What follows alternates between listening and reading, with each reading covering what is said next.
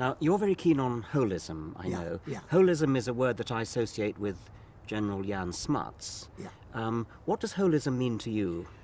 Holism means to me is that things are connected. Nothing stands in isolation.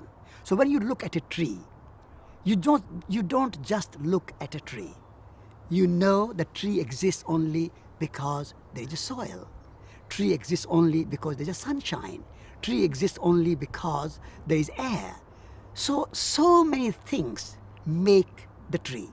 So just looking at the tree in isolation, without the context, without the holistic view of the surrounding, will be wrong, in my view. So holistic to me means seeing everything in their context, in their whole perspective, rather than in isolation. That makes a lot of sense to me. But as a scientist who wants to actually understand how the tree works, Yeah. I would be more inclined to dissect the tree, to think about the molecules of water going up the transpiration stream inside the tree. Yeah. Think about the sun bearing down upon the leaves, which are kind of solar panels and are being used to catch carbon dioxide out of the air and so on. How do you reconcile those two views of the tree? There is no contradiction. Right. As long as you have in the back of your mind the context of the whole, and within that whole you look at the parts, the detail. So, for example, you're writing a book. Book is made of every sentence, every word, every syllable, every line, every page.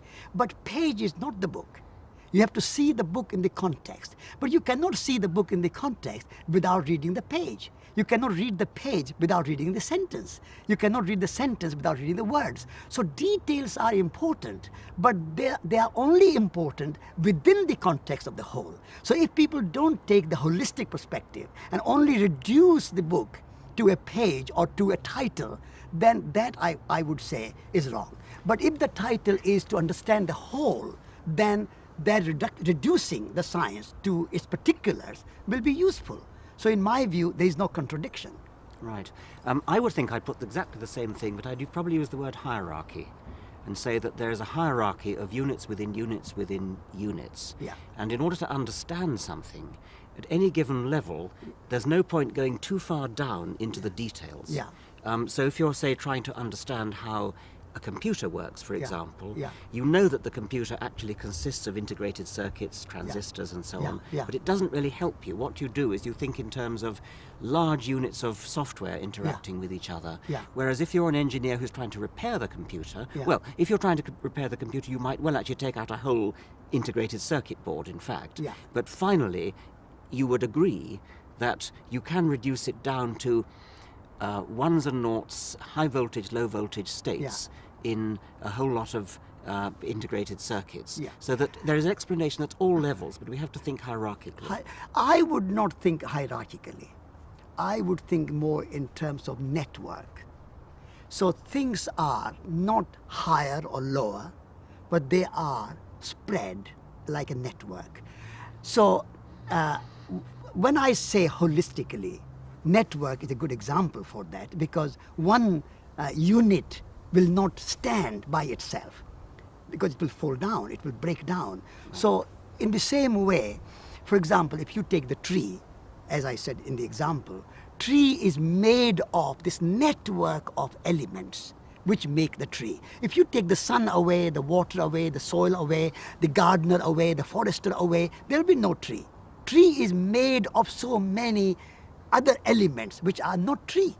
So tree is made of non-tree elements.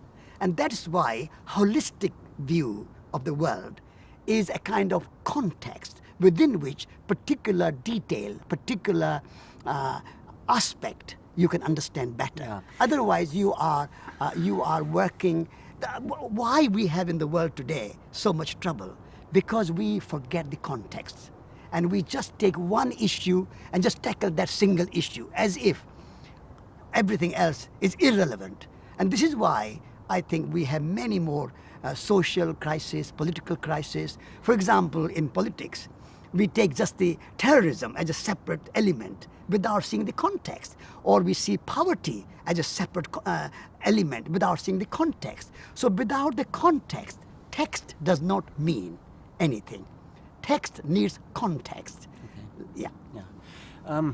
I can see why one wants to say that the tree is an important part of the context of the tree. It's in the soil, it's in the air, there's in the sun, in a whole ecosystem, and very complicated that ecosystem is.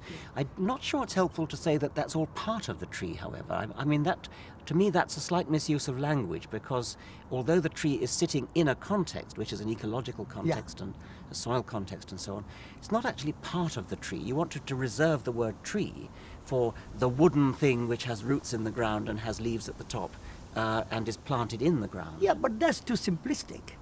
Just to reduce the tree to something what is roots in the ground and standing as a trunk and branches. Because we are, as you scientist, and I as a philosopher, we want to go a bit deeper and broader. We don't want to just be simplistic. We want to say, there is no such thing as tree if you take all those elements away. Because the roots and the branches and the trunk are made of other elements. I think we're agreeing about everything that matters. I think that our disagreement is only semantic. I think that words need to be used in precise ways, and I fear that that's not such a precise... I think our difference is more than semantic. Okay. Our difference is quite basic, because what I'm saying is there is no such thing as tree in itself. Tree is only tree when we see the whole context in it. And the moment you take the context away, there is no such thing as tree. Because we are stuck with tree, we lose the context, and therefore we can cut a tree thinking there's no problem. But when we are cutting the tree, if we remember the context, we will be very careful when to cut, when not to cut, how to deal with the tree. So the context, the holistic perspective is very fundamental. Whereas quite a lot of scientists, and I'm not saying yourself, but quite a lot of scientists go to a very particular reduced element, and they work only on that specialist aspect. And I think there science goes wrong. Well, I think as a philosopher, yes, I think we probably agree about that. And I mean, one was tempted to quote the sort of cliche about seeing the wood for the trees. I mean, yeah, exactly.